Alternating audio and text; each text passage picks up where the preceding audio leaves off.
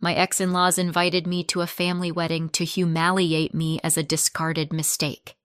"Come see what a real wife looks like," the invite said. I didn't cry. I showed up with my daughter, and that's when the wedding became a nightmare. It showed up on a Tuesday, because of course it did. If Evelyn Harrington could schedule my humiliation on a shared calendar, she would. Rachel, my assistant, my human firewall, the only person in this building who can look at chaos and say nope without flinching, walked into my office holding a thick cream envelope like it was contagious. "Jenna," she said carefully, "some guy downstairs wouldn't leave until I signed for it. Certified mail. Signature confirmation." I looked up from my laptop. I was mid-call notes, trying to translate a client's vague dream of something viral but classy into actual words that wouldn't get us sued. "Signature required?" I repeated. Rachel nodded. "He had a whole clipboard. He acted like he was delivering a kidney." That was when I saw the return address. Harrington Estate outside Charlotte. Rachel watched my face do that tiny freeze it does when my past knocks. "Oh," she said, quieter. That Harrington," I confirmed. Rachel's hand hovered near the shredder button like she was ready to end a bloodline. "Say the word." 5 years ago, I would have said it. I would have pretended I didn't care and then cried in my car like an overachiever. Now, I just stared at the envelope. It was expensive, textured, heavy, the kind of paper that whispers, "We have generational wealth and the audacity to match." And then, because the universe likes consistency, the perfume hit me through the seal. Evelyn's perfume. It didn't smell like flowers. It smelled like control. Rachel leaned in. "Do you want me to open it? Like, with gloves?" "No," I said. "If they're going to insult me, I want the full sensory experience." I slid my finger under the seal and opened it. The invitation inside was absurd. Gold foil, letterpress, a watercolor illustration of the Harrington estate like the venue was the real bride. "Preston Harrington and Catherine Monroe request the honor of your presence." For half a second, my brain tried to do the old trick. Pretend this was normal. Pretend I was just a guest. Pretend time hadn't happened. Then I saw the smaller card tucked behind the invitation. Not printed. Handwritten. Evelyn's handwriting was elegant in the way a knife can be elegant. I read it once, then again, because I wanted to be sure my eyes weren't exaggerating. "Come see what a real wife looks like." Rachel made a sound somewhere between a gasp and a growl. "Oh my God." My stomach did that familiar twist, the one that used to pull me into a smaller version of myself. And then it stopped. Not because it didn't hurt, because I wasn't that woman anymore. Evelyn hadn't sent this because she wanted me at the wedding. She sent it because she wanted me at home, imagining it. Sitting alone, picturing Preston under fairy lights, marrying a woman Evelyn approved of, while I stayed the shameful footnote. Rachel said, "You don't have to go." "I know," I replied. She waited for me to say I'd toss it. Instead, I opened the RSVP link on my phone and clicked accept. Rachel's eyebrows jumped. "Jenna, I'm going," I said, calm. Rachel blinked like she'd misheard. "Why would you do that to yourself?" I looked at her. Then I said the sentence that changed everything. "And I'm bringing Lily." Rachel's mouth fell open. "Your daughter." "My 5-year-old daughter," I confirmed. Rachel stared at me, then at the envelope, then back at me. "So, we're not going to sit quietly near the bathroom and pretend we don't exist." I smiled, sharp. "No, We're going to be polite. Rachel narrowed her eyes. Aggressively. Exactly, I said. I slid the invitation into my desk drawer like it was a contract. Because that's what it was. Evelyn had invited me to be humiliated. I was going to show up with the truth. I met Preston Harrington at a waterfront restaurant in Charlotte called South Shore, the kind of place where the menu uses words like deconstructed and everyone pretends that's normal. I was 25, working double shifts, saving for night classes, and trying to keep my life from sliding off the table. Preston walked in with a group of guys in button-downs and expensive watches, celebrating something that involved the word portfolio and too many drinks they didn't pay for themselves. He wasn't loud. He wasn't flashy. He was polished. Calm voice, steady eye contact. The kind of man who makes you feel like you're the only person he can see. He asked my name and listened like it mattered. He tipped well. He came back the next week, then the next. He was charming in a way that felt safe, like adulthood with good lighting. When he finally asked me out, it didn't feel like a risk. It felt like relief. For a while, it was good. Preston took me to nice places, but he also came over to my tiny apartment and ate takeout on the couch like a normal person. He remembered details. He held my hand. He said he admired how hard I worked. I didn't realize he was also carefully managing my exposure to his family like I was an allergen. The first time I asked about his mom, he said, "She can be intense." "How intense?" I asked. He hesitated. "She cares." That was his favorite word for her, cares. Not controls, not dominates. Not emotionally annexes entire rooms. Cares. The first time I went to the Harrington estate, I knew I was entering a different ecosystem. The house wasn't cozy, it wasn't lived in, it was curated. Like joy had to be approved by a committee. Evelyn came down the staircase in pearls because of course she did. Evelyn didn't wear casual. Evelyn wore power. She kissed Preston's cheek and held his face like she was checking for scratches. Then she turned to me. "So, you're Jenna," she said, stretching my name out like it was a foreign object. "Yes," I replied. "Nice to meet you, Mrs. Harrington." "Oh," she said sweetly. "Please." Evelyn. Translation. "I'm going to be in your life forever." She smiled. She didn't look mean. She looked assessing. "What do you do, dear?" she asked. "I work in marketing." Her eyes flicked down to my shoes and back to my face. "How modern." I smiled because I didn't yet understand what was happening. I still thought adults said what they meant. Dinner that night was a performance, and I didn't know the script. Evelyn asked questions that weren't really questions. Where did I grow up? What did my parents do? What schools did I attend? Did I cook? Did I plan to keep working after marriage? Every answer I gave seemed to become evidence. If I sounded confident, I was ambitious in the dangerous way. If I sounded humble, I was insecure. If I laughed, I was trying too hard. If I stayed quiet, I was sulking. Preston sat beside me, silent, occasionally squeezing my hand under the table like a private apology. I needed him to speak out loud. He didn't. On the drive home, I asked, "Does your mother hate me?" Preston stared at the road like it had answers. "She doesn't hate you." Then, carefully, "She just has standards." Standards. The kind you can't meet if you weren't born into them. When Preston proposed, I was genuinely happy. It was just us, near the water, and for one bright minute I believed love would outrank Evelyn's control.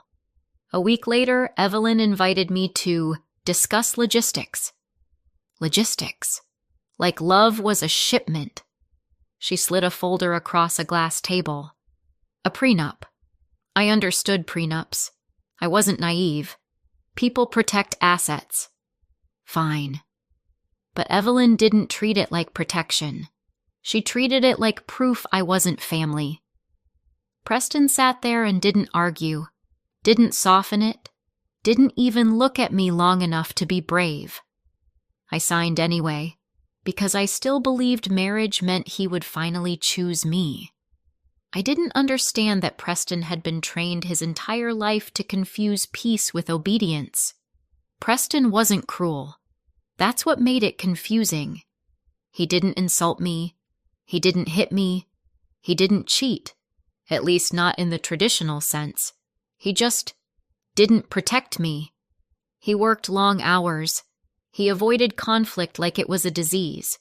He let Evelyn help with everything, and by help, I mean she invaded. She fixed my kitchen because my taste was too youthful. She replaced our towels because mine were thin. She critiqued my groceries like I was poisoning her son. "Whole milk," she'd say, horrified. "Jenna, cholesterol." Every holiday at the estate was a test I didn't know I was taking. Evelyn would compliment me in ways that were actually insults. "Oh, Jenna, you're so grounded," she'd say. "It must be so hard coming from such a simple background." "You're doing your best." Preston would squeeze my knee under the table and later in the car say, "She didn't mean it." And I'd think, then what does she mean when she speaks? The worst part was how it changed me. I started editing myself before I even opened my mouth. I rehearsed sentences in my head like I was preparing for trial. My own home stopped feeling like mine. Then, 3 years in, I got pregnant, and everything became efficient. Evelyn invited me for tea at the estate on a weekday afternoon. No witnesses, no distractions. Perfect conditions for emotional demolition. The tea set was white and delicate. The room was bright and cold. Everything looked untouched, like no one had ever cried there. Evelyn didn't say congratulations. She didn't ask how I felt. She said, "We need to fix this before it becomes public." I blinked. "Fix what?" "The situation," she said, smoothing her napkin like she was smoothing me out. "Preston is not ready, and frankly, neither are you." My hands went cold. "I'm his wife," I said, because I needed reality to do something. Evelyn smiled gently. "You're temporary, Jenna. Don't confuse a signature with security." Then she slid an envelope across the table. Inside was a check with more zeros than I'd ever seen in one place, and a stack of papers, neatly clipped like she'd done this before. A marital settlement agreement, a non-disclosure agreement, a clean exit. "I can be generous," Evelyn said softly, "if you do the sensible thing." "You want me to leave," I said. "I want you to be realistic," she corrected. "A baby would complicate Preston's life." "A baby is part of life," I said, and my voice shook in a way I hated. "In your world, perhaps," Evelyn replied, like I was describing a different planet. "And if I don't?" I asked. Her eyes didn't change, but the air did. "If you don't," she said, "you'll walk away with nothing, and you'll still lose." I left that house shaking. That night I told Preston I was pregnant. For one breath, something flickered in his face, shock, joy trying to fight through fear. Then I told him what his mother did. I waited for him to explode. I waited for him to finally choose me. Preston rubbed his forehead and said, "Maybe she's just trying to protect me." Protect him. From his own child. From his own wife. From me. That sentence didn't just hurt. It clarified everything. 2 weeks later, divorce papers arrived through attorneys, like my marriage was a business deal that had gone out of warranty. Preston didn't call. He didn't come. He didn't fight. It became an uncontested divorce in family court.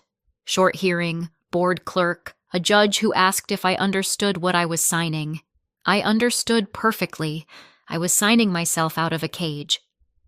Before my 3rd trimester, I moved to a small mountain town where no one knew the Harrington name.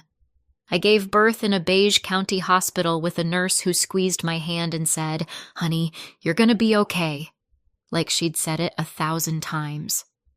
I named my daughter Lily because I needed something in my life that grew without permission. The first year was survival. Diapers, night feeds, panic math, coffee that tasted like regret. I freelanced from a laptop balanced on my knees. Copywriting, social media, branding decks, anything that paid fast and didn't require childcare I couldn't afford. There were nights I cried quietly into a towel so I wouldn't wake Lily. There were mornings I stared at the fridge and tried to convince myself that peanut butter counts as a meal, and then, because the universe has a weird sense of humor, I got good. Really good. I stopped writing cute captions and started building strategies. I learned how to make small businesses look like brands, how to make people click, buy, sign up, show up. It turns out when you've spent 3 years reading A Room for Danger, you get excellent at reading audiences. A boutique in Raleigh hired me. Their sales jumped. They told a friend. A friend told a founder. A founder called me and said, "I heard you're the one." By the time Lily was 3, I moved back to Charlotte. Not to chase ghosts, but because business was there. I rented a modest office, hired Rachel, and built a small agency that grew faster than my sleep schedule.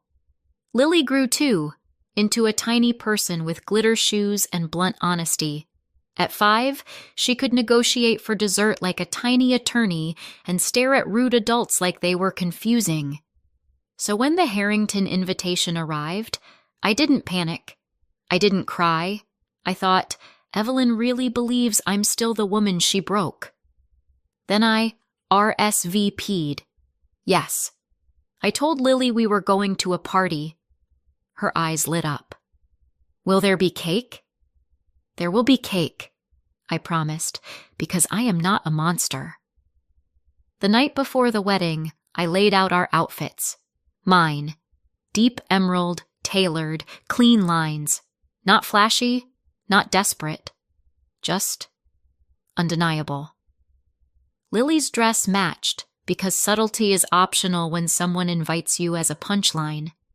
She watched me hold it up. "Mommy, why are we dressing fancy?" I brushed hair off her forehead. "Because sometimes people need to see you standing up." She considered that seriously, then pointed at her shoe shelf. "Glitter shoes?" "Absolutely," I said. "We'll be polite. Aggressively." I packed snacks, wipes, a backup sweater. Motherhood is basically disaster preparedness with better mascara. Then I looked at myself in the mirror and thought about Preston. 5 years is a long time to ignore the existence of your child. I didn't want revenge. I wanted the truth to have good lighting and a front row seat. That Saturday, the Harrington wedding was held at the estate outside Charlotte, the kind of place where the driveway has a name and the mailbox looks like it votes. White chairs lined the lawn, flowers everywhere, a string quartet playing music that sounded like expensive sadness. There were valet attendants, champagne stations, and a coordinator with a tablet who looked like she'd seen every kind of chaos. Just not mine.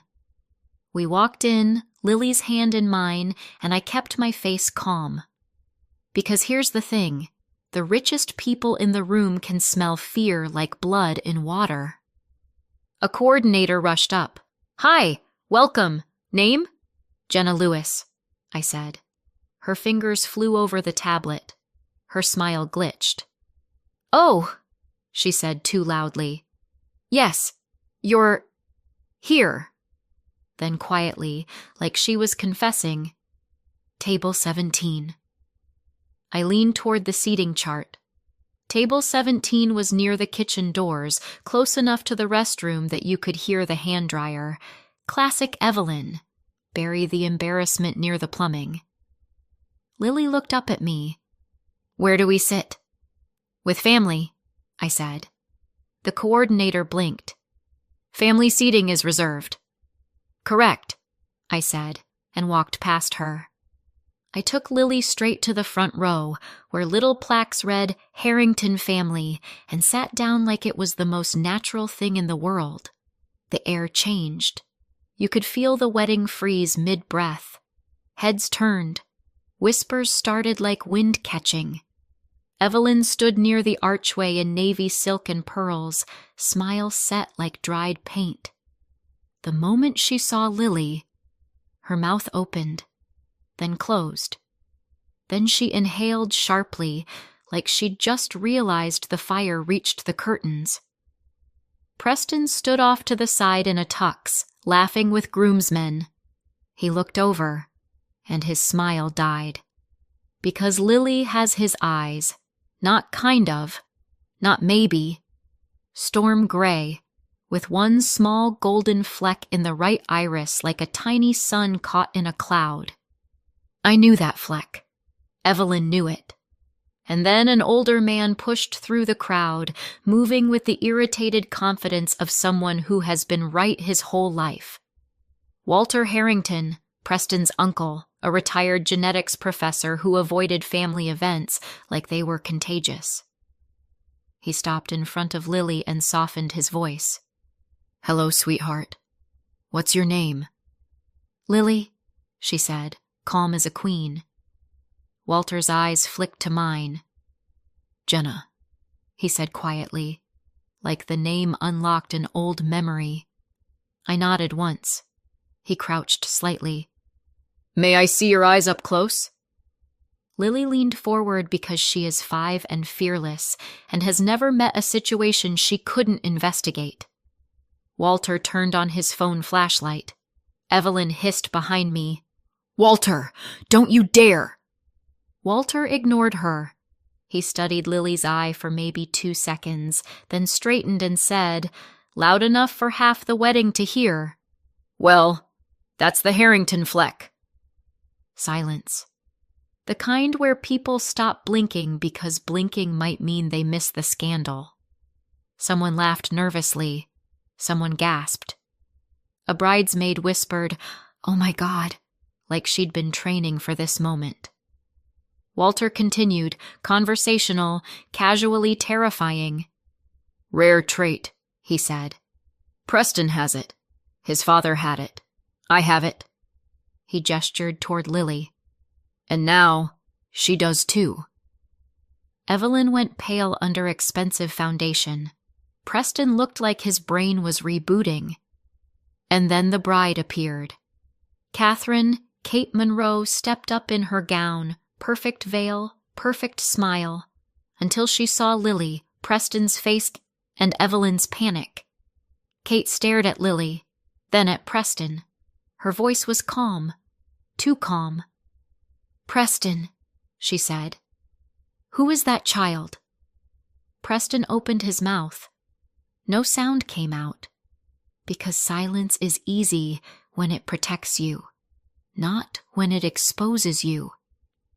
Kate's eyes sharpened. "Did you know?" Preston swallowed. "No, I didn't." Evelyn stepped forward, bright voice ready. "Catherine, sweetheart, this is obviously some kind of—" Kate turned to her slowly. "You invited her," Kate said. Evelyn blinked. "Excuse me?" "You invited Jenna," Kate repeated, louder now. "You put her on the list. You brought her here." Evelyn tried to smile. "We wanted to be gracious." Kate laughed once, short and ugly. "So your grace is inviting your son's ex-wife to watch him marry someone else, while he has a 5-year-old daughter." Kate's father surged forward, furious, grabbing Preston by the lapels like he could shake the truth out of him. "You have got to be kidding me," he snapped. Phones rose like a wave. The quartet kept playing because musicians are trained to ignore human collapse.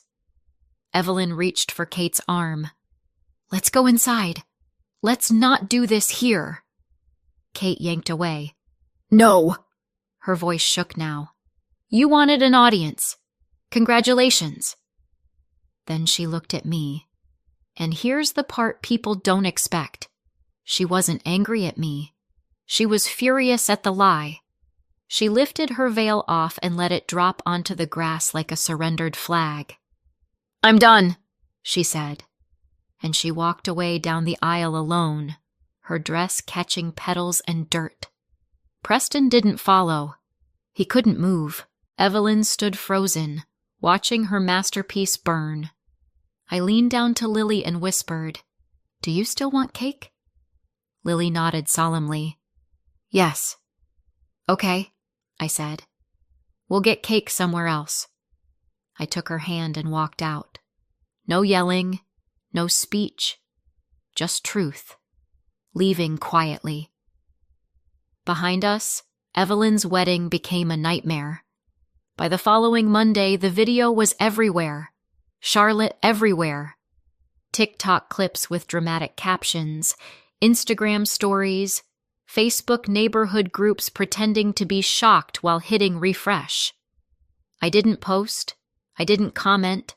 I had a business to run and a child who needed her routine more than she needed viral drama. Then Wednesday, Rachel walked into my office holding papers like they were contaminated. "You've been served," she said. Of course I had. A process server came downstairs, asked for me by full name, and handed me a petition like this was an episode of Law and Order, Uptown. It wasn't some dramatic, terminate her rights nonsense. Real court isn't that theatrical. This was a petition to establish paternity and request custody and parenting time. Translation: we want access, and we're using the system to force it. They claimed I'd hidden Lily. They claimed I'd alienated Preston, which was impressive, considering Preston had done the disappearing all by himself. I called my attorney Andrew. He didn't gasp. He didn't lecture. He asked one question. "Do you have documentation?" I opened a drawer and pulled out a red folder. 2 years' worth, I said. "Good," Andrew replied. "Then we respond." A few weeks later, we were in family court. Family court is fluorescent lights, uncomfortable chairs, and people trying to sound reasonable while actively plotting. Preston sat with his lawyer looking stiff and exhausted, like the tuxedo had been replaced by regret. Evelyn sat beside him like a general beside a soldier, calm, controlled, offended by the concept of limits. Their attorney opened with the money speech: stability, resources, opportunities, best interests. Then came the accusation. I withheld the child. I undermined the father's role. Andrew didn't argue emotionally. He argued structurally. First, he slid forward sworn declarations from former household staff, people who watched Evelyn up close and remembered everything. Housekeepers, a driver, a nanny, not friends, not people who hate her. Employees who were there, who heard the words, who saw the pressure. Evelyn's mouth hardened. Their lawyer called it allegations. Andrew nodded. "Which is why we're prepared to call witnesses." Then came the second folder. Public records, a second mortgage, debt, a line of credit. Not because debt makes you a bad parent, but because it made one thing obvious. Evelyn's motives weren't pure. When your main argument is resources, your finances are part of the story. Then Andrew placed the third document down. A trust created by Preston's late father, an education and health trust for future grandchildren, managed by a trustee, with certain distributions coordinated through the child's primary residential parent. Real American money doesn't sit in envelopes. It sits in legal structures. Evelyn didn't want Lily because she suddenly discovered grandma tenderness. She wanted Lily because Lily was leverage. The judge barely looked up, tired already. "We'll need a DNA test and temporary orders." Preston's lawyer wanted weekends immediately. Andrew said no. Lily didn't know him. We weren't treating her like a suitcase. The temporary plan landed where sane plans usually land: DNA test, short supervised visits to start, a step-up plan if things went well, and Preston was ordered not to allow Evelyn any contact with Lily during his parenting time unless we agreed in writing, or a judge later decided otherwise. Evelyn stared like she'd been told gravity was mandatory. Welcome to reality. The lab looked like every medical office in America. Beige walls, laminated posters about hydration, a receptionist who'd seen everything. Lily thought it was hilarious. "They're taking my spit?" "Yes," I said. "Science." "I'm a scientist," she declared proudly. Preston stood nearby, tense, holding his breath like guilt was oxygen. When the results came back, no one was shocked. Paternity confirmed. The judge didn't clap. Judges don't do that. The judge ordered a step-up plan built around Lily's life, not Preston's regrets. Preston's first visit happened at a supervised family center. Books, toys, a staff member nearby, everything designed to keep kids safe and adults honest. He showed up with a stuffed bunny and the expression of a man who realized he missed 5 years he can't buy back. Lily looked at him and asked, direct as always, "Are you my dad?" Preston froze, then nodded, eyes wet. "Yes." She considered that like she was deciding whether she liked a new cartoon. "Okay," she said. "Do you like pancakes?" He let out a shaky laugh. "I do." "Good," Lily said seriously. "Pancakes are important." And just like that, she gave him a doorway into her world. Evelyn wasn't there. She wasn't allowed. That was the first time I exhaled in weeks. A few weeks into the plan, Preston asked to talk. Just us. Andrew told me, "Public place, short, no drama." So we met at a busy coffee shop in South End, loud enough that manipulation couldn't bloom. Preston looked nervous. "Good," he said. "I want to understand." I stared at him. "Now you want to understand?" He swallowed. "I didn't know you went through with the pregnancy. My mother told me you handled it." I lifted a brow. "You knew I was pregnant. You didn't try to know what happened after." He rubbed his hands like he was cold. "My mother said you'd disappear and the money," I finished, dry. He flinched. "I'm sorry." Sorry is a small word. Sometimes it means something. Sometimes it's a Band-Aid on a broken bone. "I'm not here to punish you," I said. "I'm here to protect Lily." He nodded. "I want to be her dad." "You don't get to be her dad because you want it," I replied. "You get to be her dad if you show up consistently, and without your mother." Preston's jaw tightened. Then he nodded once. "I can do that." I didn't believe him yet, but Lily deserved the chance, as long as Evelyn stayed out. Evelyn tried to creep back in, a bouquet sent to my office, for Lily, from Grandma Evelyn. I returned it unopened, then a settlement offer, money, NDA language, and a friendly plan that mysteriously gave Evelyn access. Andrew replied with one word, "No." Then came the social pressure. People I barely remembered calling me to say, "Evelyn is just emotional. She's hurting. She's a grandmother." I listened and said, If she wants a relationship, she can respect the court order. Then I hung up. Because women like Evelyn expect people to fold. They treat no like a negotiation. But I'm not 25 anymore. I'm a mother, and motherhood teaches you a brutal truth. Politeness is optional when your child is involved. Preston didn't get his perfect wedding. Kate didn't get a perfect husband. Evelyn didn't get her perfect narrative. And I didn't get revenge in the movie trailer way people fantasize about. I didn't scream. I didn't throw wine. I didn't ruin the cake. I just showed up with the truth holding my hand. The court gave me primary physical custody. Preston got structured parenting time that expanded slowly as Lily got comfortable. Evelyn got limits and consequences. Preston is still learning. Some days he's awkward. Some days he's trying so hard it's almost painful to watch. But he shows up.